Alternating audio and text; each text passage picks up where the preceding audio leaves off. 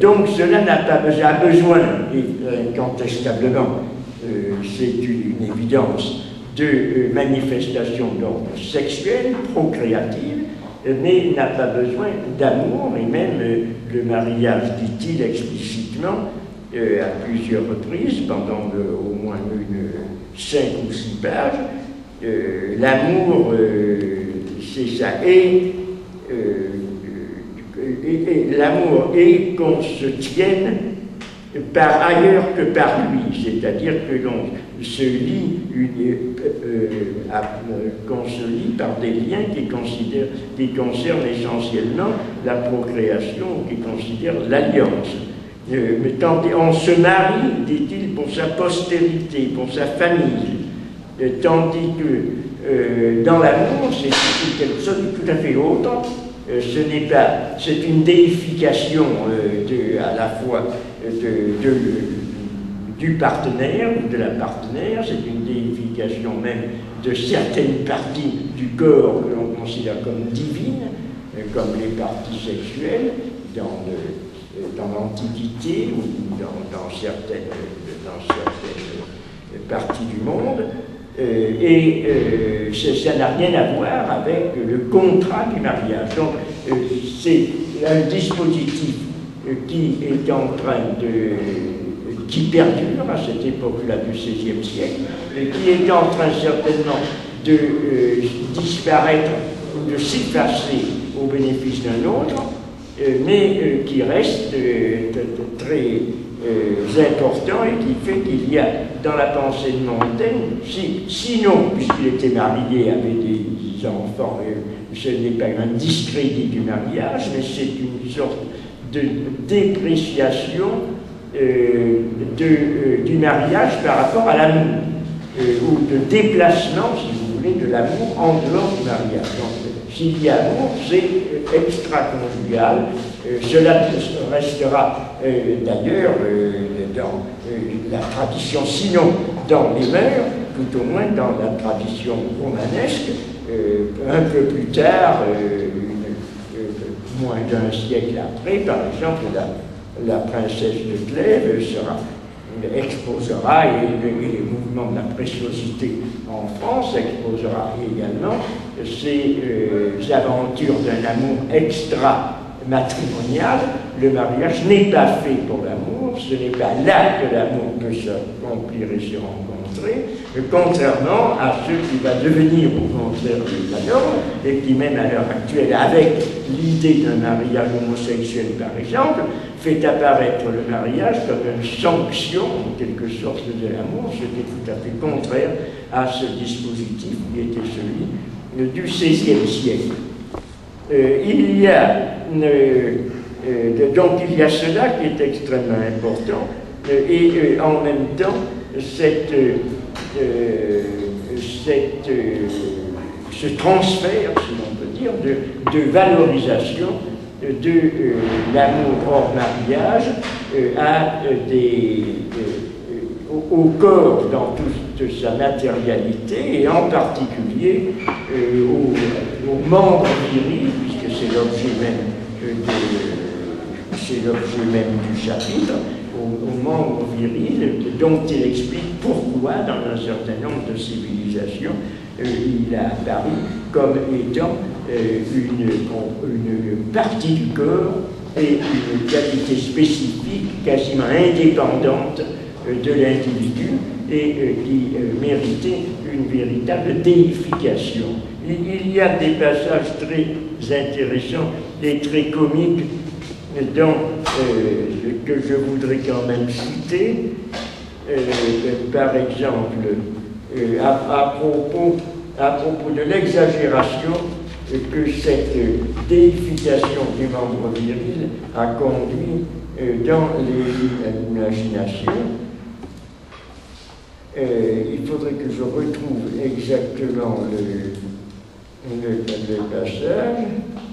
Ah oui, c'est ça. Par exemple, celui-ci aussi, qui nous montre aussi un changement de perspective et un changement à la fois de dispositif et de régime de la sexualité entre le XVIe tel qu'il le décrit, et notre époque.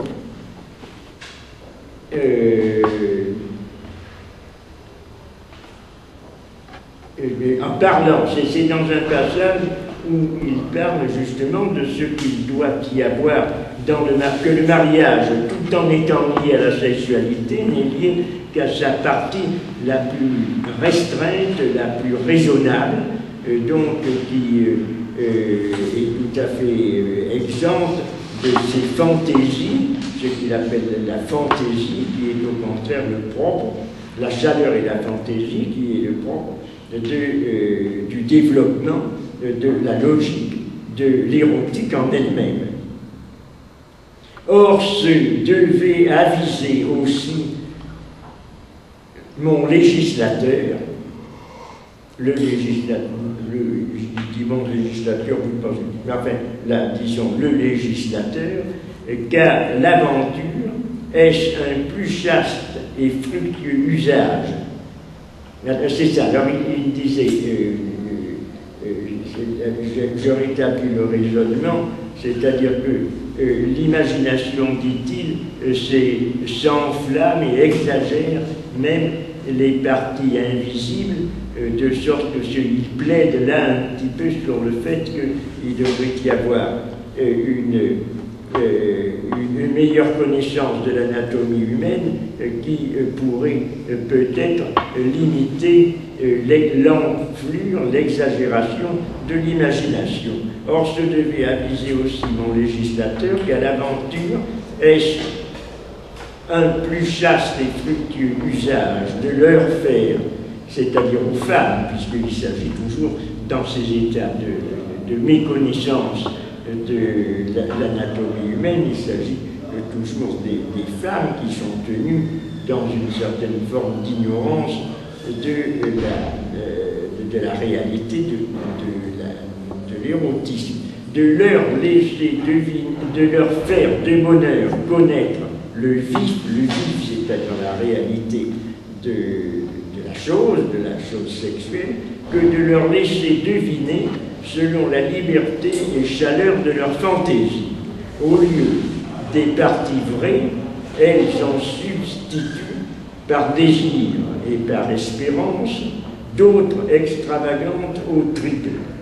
Et tel de ma connaissance, c'est perdu. Ah oui, c'est ça, tel, c'est-à-dire un ami, un homme qui ne répondait pas par ses parties au sens physique, matériel, corporel du terme, c'est-à-dire les parties sexuelles. Tous les mots de Montaigne ici désignent d'une façon très précise les réalités corporelles. Et telle de ma connaissance, c'est perdu pour avoir fait la découverte des siennes en lieu où il n'était encore au propre de les mettre en possession de leur plus sérieux usage. Phrase un peu énigmatique, je l'explique. Ça veut dire qu'un de ses amis a été déconsidéré parce que l'ampleur de ses parties sexuelles aux yeux de la femme avec laquelle il voulait avoir une relation sexuelle ne répondait pas à ce qu'elle croyait être leur grandeur. Donc, enfin, il faut mettre les points sur les i, c'est-à-dire il en avait une de trop petite alors qu'elle en attendait une d'immense.